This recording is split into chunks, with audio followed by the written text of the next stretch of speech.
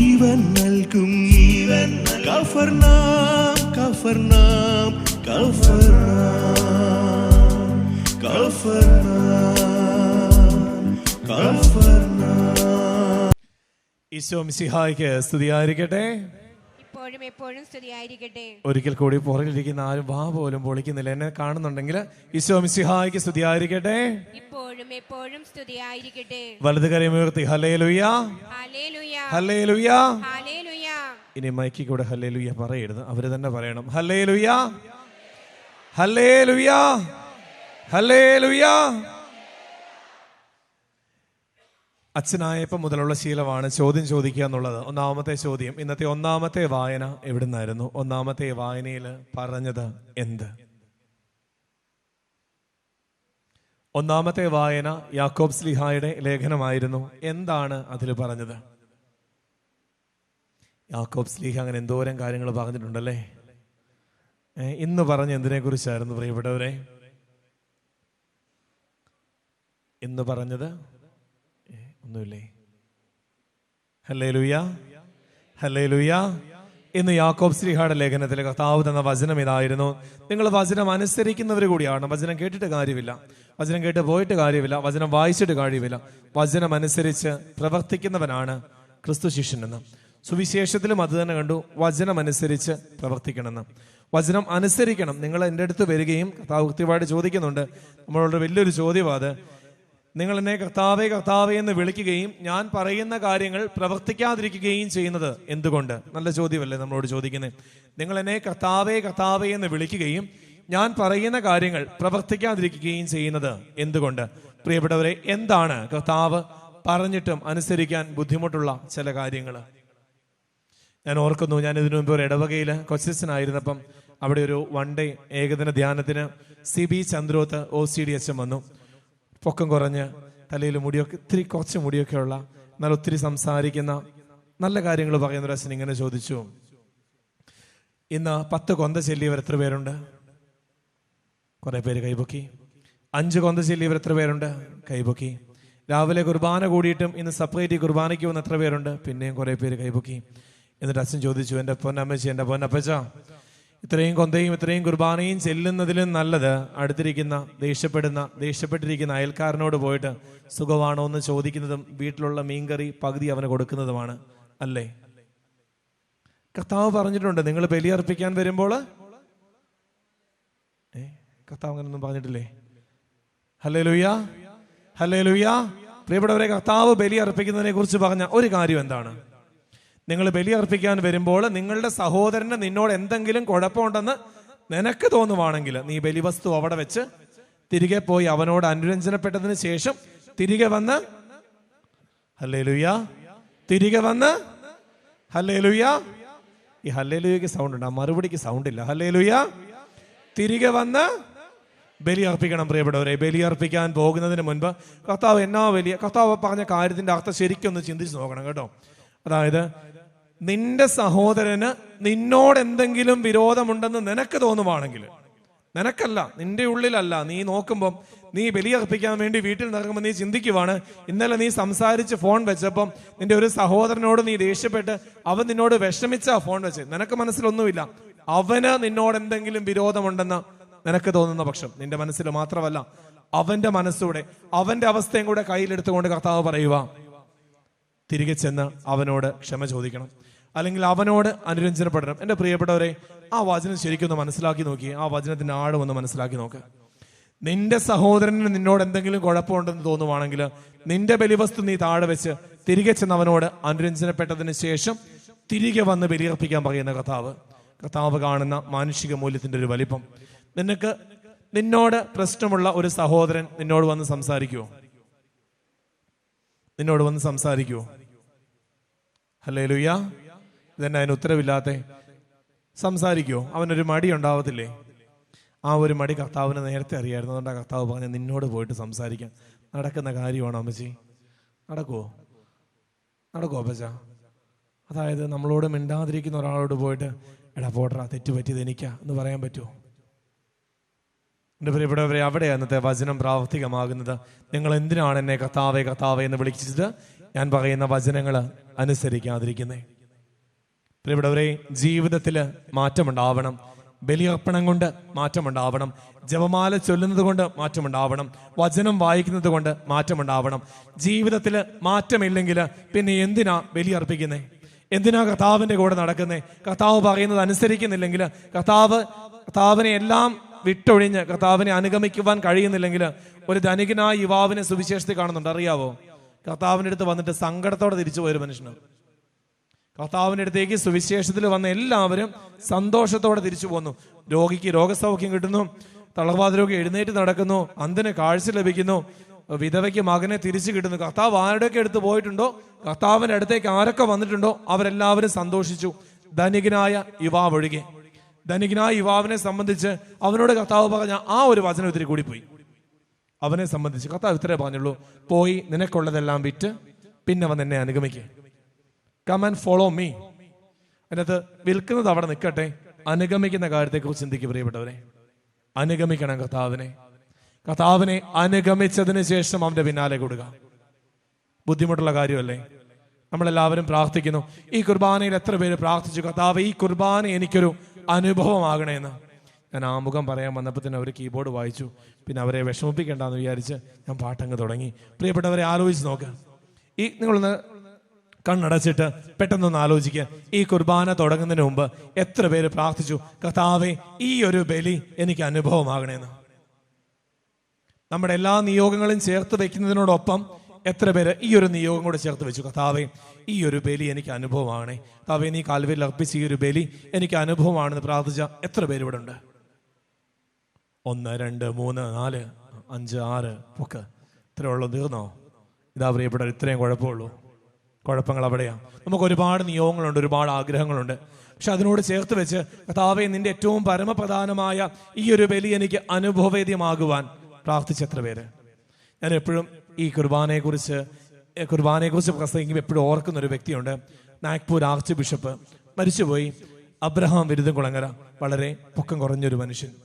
Arch bishop കണ്ടു കഴിഞ്ഞാൽ എന്നാ പറയുക, ഒരു കൊച്ചു കുഞ്ഞിനെ പോലെ താടിയും മുടിയൊന്നുമില്ല, മുടിയൊക്കെ ഉണ്ട്, താടിയില്ല, മീശയില്ല. അങ്ങനെ അങ്ങോട്ടും ഇങ്ങോട്ടും നടക്കുന്ന ബ്രദേഴ്സിനോട് എല്ലാവരോടും ഭയങ്കര കൂട്ടുകൂടി നടക്കുന്ന ഒരു പിതാവ്. ആർച്ച് ബിഷപ്പാ, ഭയങ്കരമായിട്ട് കൂട്ടുകൂടുന്ന ഒരു പിതാവ്. ആ പിതാവിന്റെ എല്ലാ കുർബാനയ്ക്കും ആമുഖ പ്രസംഗത്തില് 2 വാക്യങ്ങളുണ്ട്. ഞാൻ നിങ്ങൾക്ക് വേണ്ടി പ്രാർത്ഥിക്കുന്നു.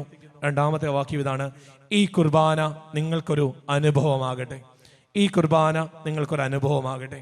പ്രിയപ്പെട്ടവരെ, ഓരോ കുർബാനയും ഓരോ അനുഭവമാകുന്നിടത്ത് വചനം അനുസരിക്കുവാനുള്ള ശക്തിയുണ്ട്. കുർബാന അനുഭവമാകുന്നിടത്ത് വചനം അനുസരിക്കുവാനുള്ള ശക്തിയുണ്ട്. പക്ഷെ പ്രിയപ്പെട്ടവരെ, കുർബാന അനുഭവമാവുന്നുണ്ടോ? കുർബാന അനുഭവിച്ചിട്ടാണോ തിരിച്ച് ഇവിടെ നിന്ന് നമ്മുടെ ഈ കൂടാരത്തിൽ നിന്ന് പുറത്തേക്ക് പോവുക? ഒന്നുകൂടെ ഒന്ന് മാറി ചിന്തിക്കാം. ഈ കൂടാരത്തിൽ നിന്ന് പുറത്തേക്ക് പോകുമ്പോൾ നമ്മുടെ ഉള്ളില് ഉള്ള ദേഷ്യങ്ങള്, വിദ്വേഷങ്ങള്, ചില സങ്കടങ്ങള് എല്ലാം ഇവിടെ വെച്ചിട്ട് കർത്താവ് എൻ്റെ ഉള്ളിൽ വന്നുവെന്ന പൂർണ്ണ സന്തോഷത്തോടെ ഈ കൂടാരം വിട്ട് തിരികെ വീട്ടിലേക്ക് പോകുവാൻ കഴിയുന്നുണ്ടോ? ഇല്ലെങ്കിൽ എന്തുകൊണ്ട്? ആലോചിക്കണം പ്രിയപ്പെട്ടവരെ. അതിന് സാധിച്ചേ പറ്റത്തുള്ളൂ. ഓരോ കുർബാനയും നമ്മളെ ക്ഷണിക്കുന്നത് അതിനു വേണ്ടിയാ, അല്ലേ? ഹല്ലേലൂയ, ഹല്ലേലൂയ, ഹല്ലേലൂയ. ഇല്ലെന്നേ, ആദ്യത്തെ സൗണ്ട് പോയെന്നേ. ഹല്ലേലൂയ, ഹല്ലേലൂയ, ഹല്ലേലൂയ. അതല്ലേ പ്രിയപ്പെട്ടവരെ ഓരോ കുർബാനയും പഠിപ്പിക്കുന്ന പാഠം? നിന്റെയും എന്റെയും ഉള്ളില് എന്തെങ്കിലുമൊക്കെ മാറ്റങ്ങൾ വരണ്ടേ ഓരോ കുർബാനയും കഴിയുമ്പം? വേണ്ടേ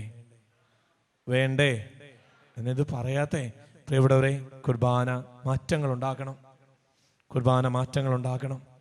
ഈശോ എന്നാ പറയുക, എപ്പോഴും കുർബാനയെക്കുറിച്ച് നിങ്ങൾ ശരിക്കും ഒന്ന് ആലോചിച്ച് നോക്കുകയും നമ്മൾ എന്നാ പറയുക, അതിൻ്റെ ആ ഒരു സ്വർഗത്തിന് പോലും എത്തി നോക്കാൻ പറ്റാത്ത ആ ഒരു വലിയ വരദാനം ഒരു പുരോഹിതന് കൊടുത്തിട്ട് ആ പുരോഹിതൻ ബലിയർപ്പിക്കുമ്പോൾ സ്വർഗം മൊത്തം സന്നിഹിതമായിട്ട് ഇവിടെ തിരുവോസ്തരൂപനായ കർത്താവിനെ നോക്കി ആരാധിക്കുമ്പം ആ ഒരു കർത്താവിനെ ഞാനും നീയും ഒക്കെ എൻ്റെ ഉള്ളിലേക്ക് സ്വീകരിക്കുമ്പോൾ എന്തോരം മാറ്റം വരണം പ്രിയപ്പെട്ടവരെ, എന്തോരം മാറ്റം വരണം. ആ കുർബാനയിൽ ഞാനും നീയുമൊക്കെ പങ്കെടുത്ത് പുറത്തോട്ട് ഇറങ്ങുമ്പോൾ നമുക്ക് ദേഷ്യമുള്ള ഒരാളെ കണ്ട് നമ്മൾ എങ്ങനെയാ പിന്നെ ദേഷ്യപ്പെടുക? How can be angry? ഇല്ലേ? അങ്ങനെ ഒന്ന് ചിന്തിച്ചിട്ടുണ്ടോ? കുർബാന കഴിഞ്ഞ് നീ പുറത്തേക്ക് ഇറങ്ങുമ്പോൾ ഇന്നലെ നിന്നോട് തലുണ്ടാക്കി എടുത്ത് നിന്നോട് നേരെ വരുമ്പം ഞാൻ സാധാരണ പറയാറുണ്ട്, ഞാൻ ആരോടാ വഴക്കുണ്ടാക്കണ്ടേ? ഞാൻ ചേട്ടനോട് വഴക്കുണ്ടാക്കി, ഞാൻ കുമ്പസാരിച്ചു, ഞാൻ വഴക്ക് പറഞ്ഞു, അപ്പം അച്ഛൻ എന്നെ കുറെ ഉപദേശിച്ചു, ഞാൻ പ്രായശ്ചിത്തം ചെയ്തു. കുമ്പസാരിച്ച് പുറത്തേക്ക് ഇറങ്ങുമ്പോൾ ഈ അപ്പച്ചനെ ഞാൻ അവിടെ കാണുവാണെങ്കിൽ എൻ്റെ മനോഭാവം എന്തായിരിക്കണം?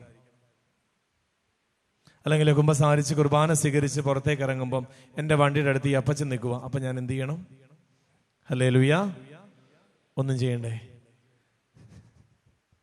ഹല്ലേലൂയ, ഹല്ലേലൂയ, ഹല്ലേലൂയ, ഹല്ലേലൂയ. ഞാൻ എന്ത് ചെയ്യണം പ്രിയപ്പെട്ടവരെ? ഞാൻ കുമ്പസാരിച്ച് കുർബാന സ്വീകരിച്ച് പുറത്തേക്ക് ഇറങ്ങിയ വ്യക്തിയാണെങ്കിൽ എൻ്റെ മനസ്സിൽ ആ ദേഷ്യം ഉണ്ടാവാൻ പാടില്ല. ആ ദേഷ്യത്തിനും കർത്താവിനും ഒരുമിച്ച് ആയിരിക്കാൻ പറ്റത്തില്ല. അവിടെ പ്രിയപ്പെട്ടവരെ വചനം പറയുക, വചനങ്ങൾ അനുസരിക്കുന്നതിനെ കുറിച്ച്, കർത്താവിനെ അനുസരിക്കുന്നതിനെ കുറിച്ച് നമുക്കൊന്നുകൂടി ഇങ്ങനെ ചിന്തിക്കാം.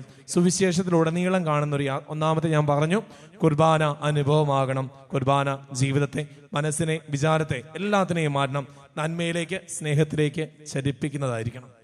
രണ്ടാമത്തെ ചിന്ത ഇതാണ്, എല്ലായ്പ്പോഴും കൂടെ നടക്കുന്ന കർത്താവ് എന്തിനാ കൂടെ നടക്കുന്നത്? രണ്ട് സംഭവങ്ങളുണ്ട്.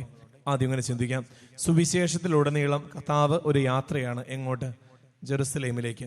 ജെറുസലേമിലേക്ക് കർത്താവ് പോയത് തൻ്റെ പീഡാസഹന, മരണ, ഉത്ഥാനത്തിന് വേണ്ടി തന്നെയാണ്. കർത്താവ് ജെറുസലേമിലേക്ക് പോകുന്നു. സുവിശേഷത്തിൽ 2 യാത്രകളുണ്ട്. ജെറുസലേമിൽ നിന്ന് പുറത്തേക്ക് പോകുന്ന യാത്രകൾ. ഏതൊക്കെയാണ് 2 യാത്രകൾ? ഒന്ന് ഒരു ഉപമയിലും, 2 ഒരു സംഭവവുമാണ്. ഒന്ന് എമ്മാവൂസിലേക്ക് പോയത്, എമ്മാവൂസ്. രണ്ടാമത്തെ എവിടെയാ? നല്ല സമറിയാക്കാരൻ്റെ ഉപമയിൽ അവൻ എങ്ങോട്ടാ പോകുന്നത്? അവൻ ജെറുസലേമിൽ നിന്ന് ജെറീക്കോയിലേക്ക് പോവുകയായിരുന്നു. പ്രിയപ്പെട്ടവരെ, ജെറുസലേമിൽ നിന്ന് പുറത്തേക്കുള്ളൊരു യാത്ര, സ്വർഗത്തിൽ നിന്ന് ആയിരിക്കേണ്ടടുത്ത് നിന്ന് നീ എപ്പം പുറത്തേക്ക് പോയാലും കർത്താവ് നിന്റെ കൂടെയുണ്ട്. എന്തിനു വേണ്ടി? നമ്മൾ എപ്പോഴും ചിന്തിക്കും, കർത്താവ് എപ്പോഴും കൂടെയുണ്ടോ? ഹല്ലേലൂയ, ഹല്ലേലൂയ, ഹല്ലേലൂയ, ഹല്ലേലൂയ, ഹല്ലേലൂയ. കർത്താവ് എപ്പോഴും കൂടെ ഉണ്ടോ ഇല്ലയോ? ഉണ്ടെങ്കിൽ കൈയോർത്തി ഹല്ലേലൂയ പറഞ്ഞേ. ഹല്ലേലൂയ. ഇപ്പൊ കർത്താവ് എപ്പോഴും കൂടെ ഉണ്ടല്ലോ. തെറ്റ് ചെയ്യുമ്പോൾ കർത്താവ് കൂടെ ഉണ്ടെന്ന് ബോധ്യമുള്ളൊരു കൈപൊക്കിക്ക് ഒരു ഹല്ലേലൂയും കൂടെ പറഞ്ഞേ. ഹല്ലേലൂയ. ഹല്ലേലൂയക്ക് എന്നെ ഒച്ചയില്ലാതെ. അപ്പൊ എന്നെ കർത്താവ് കൂടെ ഇല്ലേ? ഒന്നുകൂടെ കൈയോർത്തിക്ക് ഹല്ലേലൂയ പറഞ്ഞേ. ഹല്ലേലൂയ. പ്രിയപ്പെട്ടവരെ, തെറ്റ് ചെയ്യുമ്പോൾ കർത്താവിന് വേദനിച്ചാലും കർത്താവ് നിന്റെയും എന്റെയും കൂടെയുണ്ട്. അതാണ് എമ്മാവൂസ് അനുഭവം. എമ്മാവൂസ് അനുഭവം നൽകുന്ന പാഠവത വേറൊന്നുമല്ല. എന്നെ സംബന്ധിച്ച് എമ്മാവൂസ് അനുഭവം എനിക്ക് നൽകുന്ന ഒരു പാഠവത. അതായത് ഒരു പകലിന്റെ യാത്ര മുഴുവൻ കർത്താവ് കൂടെ നടക്കുക. എന്തിനാ അമ്മമാരുടെ കൂടെ നടന്നേ? സത്യം പറഞ്ഞ് മനസ്സിലാക്കാൻ, തെറ്റിൽ നിന്ന് തിരുത്താൻ. അവിടെ ചെന്നു, അപ്പം മുറിക്കലിൽ മക്കളെ ഇത് ഞാനാന്ന് പറഞ്ഞു, പെട്ടിയും കിടക്കിട്ട് തിരിച്ചു വിട്ടു. ആലോചിച്ച, ഒരു പകല് മൊത്തം യാത്ര ചെയ്തവര് വിശ്രമിക്കുക പോലും ചെയ്യാതെ അത്താഴമേശയിൽ നിന്ന് തിരികെ ജെറുസലേമിലേക്ക് നടക്കണമെങ്കിൽ കർത്താവിന്റെ സാന്നിധ്യം പറയുന്ന ആ ഒരൊറ്റ കാര്യമാണ്, തിരികെ വാ, കം ബാക്ക് ടു മീ. യെശയ്യാ 26:12, കർത്താവേ, അങ്ങാണ് ഞങ്ങൾക്ക് സമാധാനം നൽകുന്നത്, അങ്ങാണ് ഞങ്ങളുടെ പ്രവൃത്തികൾ ചെയ്യുന്നത്, തിരികെ വാ. കർത്താവിന്റെ സമാധാനത്തിലേക്ക്, ആയിരിക്കേണ്ട അവസ്ഥയിലേക്ക് തിരികെ വാ. അവിടെ അത്ഭുതങ്ങളുണ്ട്, അടയാളങ്ങളുണ്ട്, സമാധാനമുണ്ട്, ദൈവിക സാന്നിധ്യമുണ്ട്. പ്രിയപ്പെട്ടവരെ, ആഗ്രഹിക്കാം. രണ്ടാമത്തെ ചിന്ത, എല്ലായ്പ്പോഴും കൂടെയുള്ള കർത്താവിന്റെ വചനങ്ങൾ അനുസരിച്ച് കർത്താവിന്റെ വഴിയെ തിരികെ നടക്കുവാൻ, സ്വർഗത്തിലേക്ക്, ആയിരിക്കേണ്ട സ്ഥലത്തേക്ക് തിരികെ വരുവാൻ പ്രചോദിപ്പിക്കുന്ന കർത്താവിന്റെ പ്രചോദനത്തെ സ്വീകരിക്കുക. ഹല്ലേലൂയ, ഹല്ലേലൂയ, ഹല്ലേലൂയ. ഒന്നാമത്തെ ചിന്ത, ഓരോ കുർബാനയും ഓരോ അനുഭവമാകുവാൻ വേണ്ടി പ്രാർത്ഥിക്കുക. രണ്ടാമത്തെ ചിന്ത, തിരികെ നടക്കുവാനുള്ള കർത്താവിന്റെ വിളി ശ്രവിക്കുക. മൂന്നാമത്തെ ചിന്ത, എന്തിനു വേണ്ടി പ്രാർത്ഥിക്കണം? ഇവിടെ കുറെ പാസ്പോർട്ടുകൾ മിസ്സാക്കി ഇരിപ്പുണ്ട്. പ്രിയപ്പെട്ടവരെ, എന്തിനു വേണ്ടി പ്രാർത്ഥിക്കണം? പറ. എന്തിനു വേണ്ടി പ്രാർത്ഥിക്കണം? എങ്ങനെ പ്രാർത്ഥിക്കണം? എന്നേക്കാൾ കൂടുതൽ അറിയാവുന്നവരാണ് നിങ്ങൾ. എന്നേക്കാൾ കൂടുതൽ വചനം പ്രഘോഷിച്ചവരും വചനം കേട്ടവരുമാണ് നിങ്ങൾ. എന്തിനു വേണ്ടി പ്രാർത്ഥിക്കണം? എങ്ങനെ പ്രാർത്ഥിക്കണം? പ്രിയപ്പെട്ടവരെ, ഇതിനെക്കുറിച്ച് ചിന്തിക്കുമ്പോൾ എനിക്ക് എപ്പോഴും എൻ്റെ മനസ്സിലേക്ക് ഓർമ്മ വരുന്നൊരു വചനമാണ് 1 കൊരിന്തോസ്യർക്ക് എഴുതിയ ലേഖനം 15-ാം അധ്യായം 19-ാം വാക്യം. ആർക്കെങ്കിലും അറിയാവുമെങ്കിൽ പറഞ്ഞു. 1 കൊരിന്തോസ് 15:19. 1 കൊരിന്തോസ് 15:19. ഹല്ലേലൂയ, ഹല്ലേലൂയ, ഹല്ലേലൂയ. ഈ ജീവിതത്തിന് വേണ്ടി മാത്രം ക്രിസ്തുവിൽ പ്രത്യാശ വെച്ചിട്ടുള്ളവരാണ് നിങ്ങളെങ്കിൽ നമ്മളെല്ലാ മനുഷ്യരെക്കാളും നിർഭാഗ്യരാണ്. എന്ത് മനോഹരമായ വചനമല്ലേ? പ്രിയപ്പെട്ടവരെ, ഈ ലോക ജീവിതത്തിന് വേണ്ടി മാത്രം പ്രാർത്ഥിക്കരുത്. ഈ വചനം കൃത്യമായിട്ട് പറയുന്നുണ്ട്, ഈ ലോക ജീവിതത്തിന് വേണ്ടി പ്രാർത്ഥിച്ചോ, പക്ഷെ അതിനു വേണ്ടി മാത്രം പ്രാർത്ഥിക്കരുത്. ആ ഒരു മാത്രം, ഈ ജീവിതത്തിന് വേണ്ടി മാത്രം ക്രിസ്തുവിൽ പ്രത്യാശ വെക്കരുത്. നമ്മുടെ പ്രത്യാശ ഇതല്ല. എന്താ നമ്മുടെ പ്രത്യാശ? ഹല്ലേലൂയ. എന്താ നമ്മുടെ പ്രത്യാശ?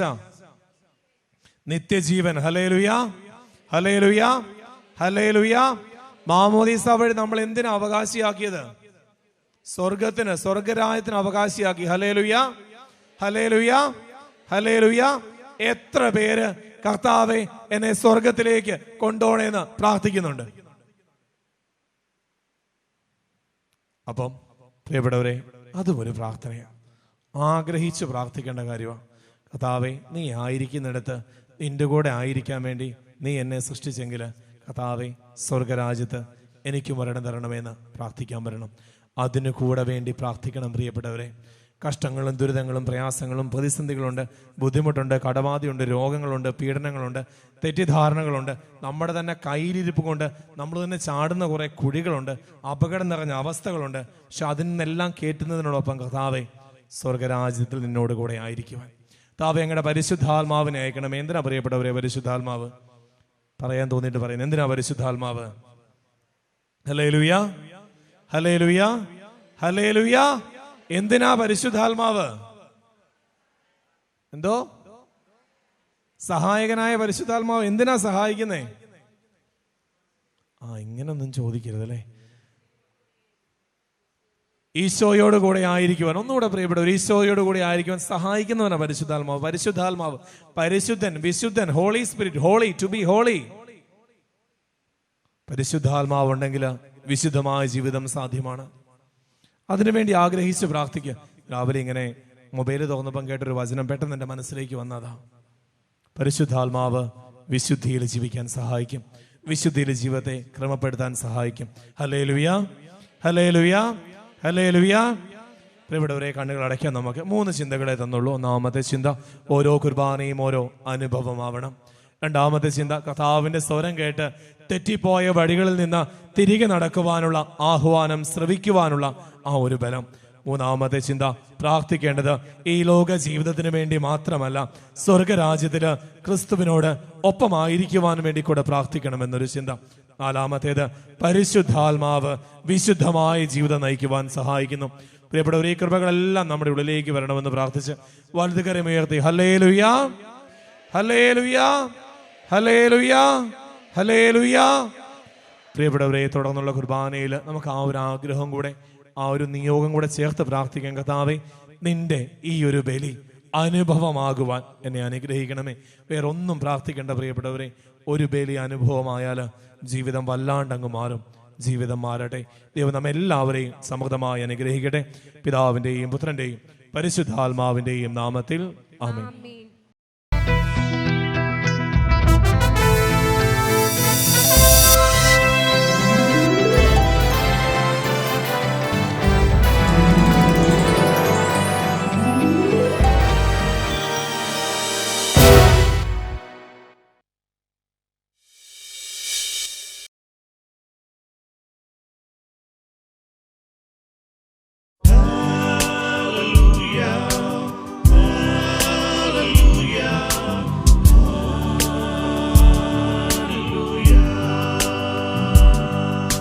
വിടുതൽ നൽകും, രോഗസൗഖ്യം നൽകും, ജീവൻ നൽകും.